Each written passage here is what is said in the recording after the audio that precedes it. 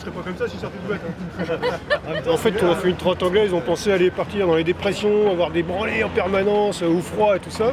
En fait, on a commencé par faire du sud, passer par le front vert, un truc de fou pour faire une transat anglaise.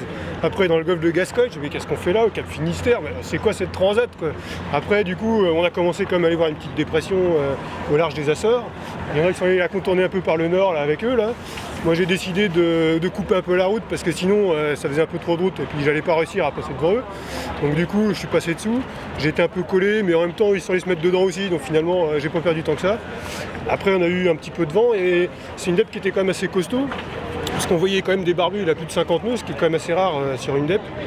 Et du coup, je pense que j'étais peut-être le plus, dans l'histoire, peut-être le plus exposé. Et au final, on s'en est tiré avec des rafales à 50 nœuds, ce qui était plutôt raisonnable par rapport à ce qu'on aurait pu avoir. Et du coup, là-dedans, moi j'ai pris du plaisir en fait, parce qu'on était 3 riz trincatarisés. Le bateau était à 15 nœuds de moyenne pendant 3 ou 4 heures. Et tous à l'intérieur, puis dévaler les pentes, là c'était nickel. Et puis le lendemain, quand ça a molli, on a renvoyé de la toile, les génacs, les machins. Et puis là, moi j'ai vraiment eu du plaisir à naviguer là-dedans. Mais parce que ce qui est dangereux dans ce genre de cas, c'est l'état de la mer. Et là, c'était correct. Ouais, c'est ce que j'avais peur un peu en voyant ces barbules-là. C'est se dire qu'est-ce qu'on va avoir comme mer par rapport au vent qu'on a.